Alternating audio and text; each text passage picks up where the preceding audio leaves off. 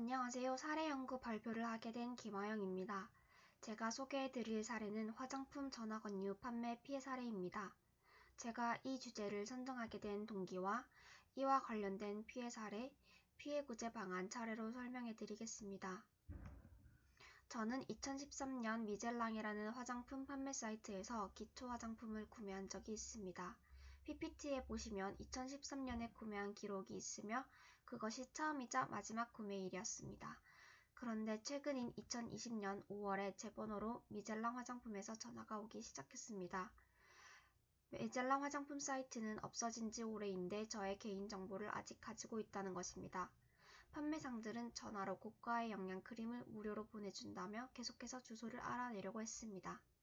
전화를 끊고 인터넷에 검색해본 결과 미젤랑 사이트에서 피해를 입은 소비자들이 꽤 있었습니다. 샘플과 수십만원짜리 화장품을 청구서와 함께 보내는 수법으로 판매하고 있습니다. 이러한 전화 권유 판매는 전화를 이용하여 소비자에게 권유하며 계약에 청약을 받거나 계약을 체결하는 등의 판매입니다. 전화라고 하는 비대면적 통신수단을 이용한 거래이므로 본래 통신판매이지만 방문판매법에서 규율되고 있습니다. 그 이유는 전화로 소비자에게 권유하며 계약 판매원의 적극적 접근성이 방문판매와 유사하기 때문이라고 합니다. 전화 권유 판매는 정보적 취약성도 가지고 있습니다. 비대면 거래 방식으로서 주로 사업가가 일방적으로 제공한 정보에 의존하여 거래가 이루어지며 사업자의 가대 광고나 부당 표시에 의하여 소비자의 의사결정 왜곡이 가능하고 소비자가 직접 비교하거나 고를 수 없기 때문에 소비자가 주문한 재화 등과 실제 공급된 것 간에 많은 차이가 있을 수 있다고 합니다. 다음으로 소비자 피해 사례를 읽어드리겠습니다. 첫 번째 사례입니다. 서울 강남구 신사동에 사는 이모 씨는 한 통의 전화를 받았습니다. 홈쇼핑 사업을 시작하며 홍보 차원에서 무료 샘플을 보내주고 있다는 것이었습니다. 일체 비용 부담 없이 써보라고 했지만 보내온 택배 상자를 뜯어보니 샘플과 본품이 함께 있었습니다. 첨부된 안대서에는 본 제품 사용 시 29만 8천 원을 부담해야 한다는 내용이 적혀 있었습니다.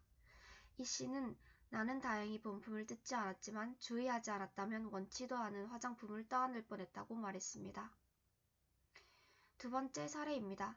서울 용산구 한남동에 사는 조모씨 역시 같은 상담원으로부터 화장품 체험본을 무료로 보내준다는 전화를 받았습니다. 며칠 뒤 본품과 함께 샘플이 왔지만 서비스로 착각하고 아무 의심 없이 이용한 것이 화근이 되었다고 합니다. 이후 다시 전화가 와서는 함께 보낸 본품이 현재 59만 8천 원에 판매되지만 50% 할인해 29만 8천 원에 구매할 수 있다며 사용을 강요했습니다. 조 씨는 우리처럼 나이 많은 사람을 상대로 얄팍한 상수를 쓰고 있다며 화장품 가격도 거품은 아닌지 의심스럽다고 말했습니다. 이에 대해 업체 측은 일종의 마케팅 전략이라고 설명합니다. 홈쇼핑처럼 샘플과 본품을 함께 보내 샘플을 사용해보고 마음에 들면 본품을 결제하도록 한다는 것입니다. 샘플 체험 기간 후 소비자가 원하지 않을 경우 무료로 회수해간다고 강조합니다. 택배 박스 안에도 안내 말씀이라는 문서를 첨부해 제품 사용과 본품 회수에 대한 안내를 충분히 한다는 주장입니다.